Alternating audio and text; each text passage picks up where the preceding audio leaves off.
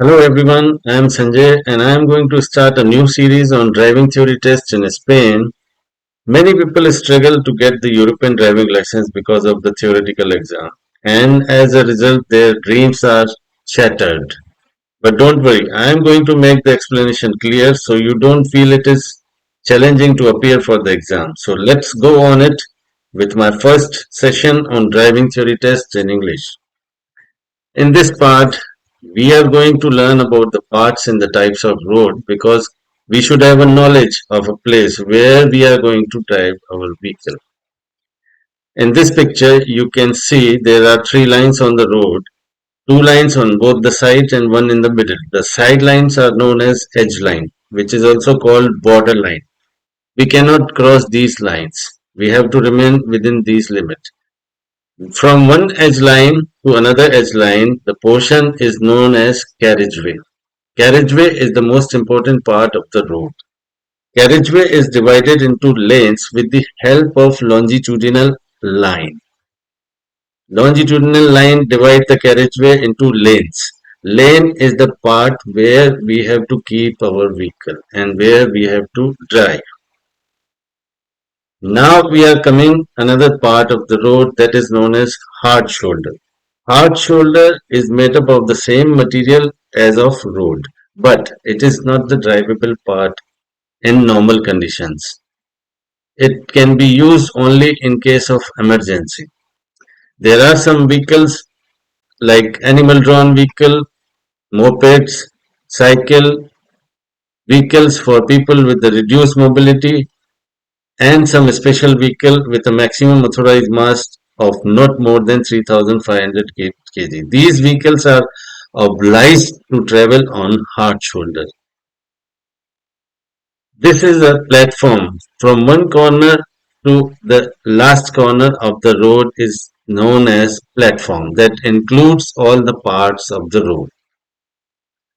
Now we are coming where we can drive on the road. In which lane? So the answer is the right lane is for ourselves. You can only drive in right lane. We can use the left lane for overtaking or to change the direction. Types of roads. There are two types of roads, urban road which are inside the city, interurban road which are outside the cities. Interurban roads again they are divided into two types, conventional roads and highways. Highways again divide into two parts, highways and dual carriageway. Conventional roads are those on which on one carriageway traffic flows in both the direction, but on highways and dual carriageway you get the complete carriageway for one direction. Here in the picture you can see within the town roads, so it is known as urban roads. The speed limit for urban area for the vehicles is 30 km per hour. This is a general maximum speed in urban areas. Now we are coming on interurban road. The first one was conventional road, which is outside the city. Traffic flow on the same carriageway in both the direction. You get only one carriageway for your direction, and the another direction also on same carriageway. So the maximum speed limit allowed for conventional road is 90 km per hour. Now we are coming to the highways and dual carriageway. Here you can see each and every vehicle has different carriageway. So they get for their own direction the complete carriageway, and the carriageway has more than one lane for each direction. So these roads are more safer than the conventional roads. And the maximum speed allowed on these roads is 120 km per hour. This is the sign of highway autopista, and the things which are prohibited on highways are pedestrian, animal drawn vehicle, cycle, moped and animals. That's the end of highway. This is the beginning of dual carriageway. The prohibition on dual carriageway is same, pedestrian, moped, animal drawn vehicle and animal. The only difference from the highway and dual carriageway is that cyclists over the age of 14 years are allowed if there is no sign of prohibition on dual carriageway. That's the major difference between the highway and dual carriageway. This is the end of dual carriageway sign.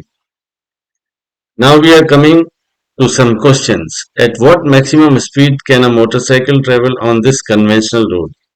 As we discussed before, the maximum speed for conventional road is 90 km. So the answer is C, 90 km per hour.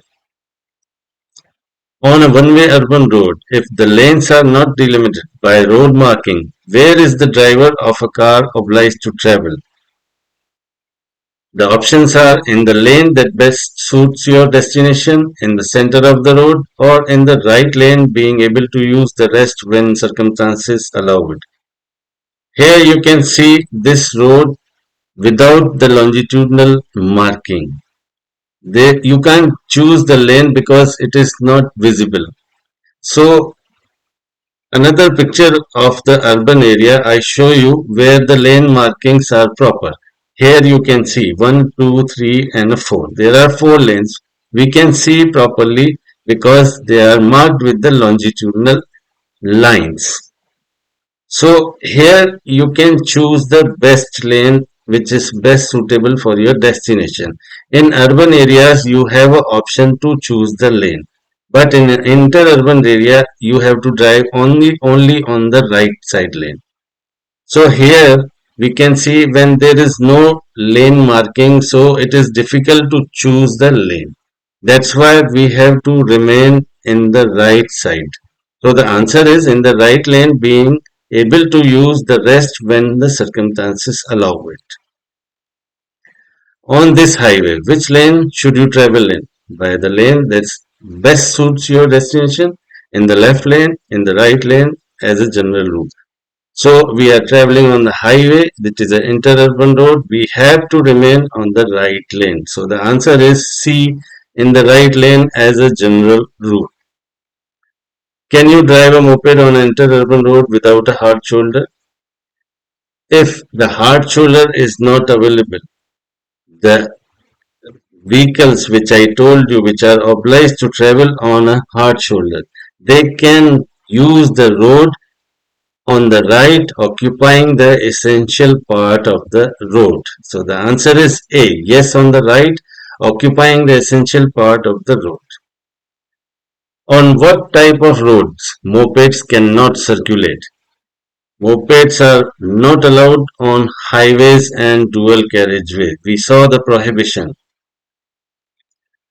This street has 3 lanes in one direction. Where should you circulate? Now you can see in the pictures the longitudinal markings are proper. The lane markings are proper. You can see. So you can select the best lane which is best for your destination. So the answer is the most appropriate lane to go to my destination. That's all for this part. Thank you very much. Bye for now.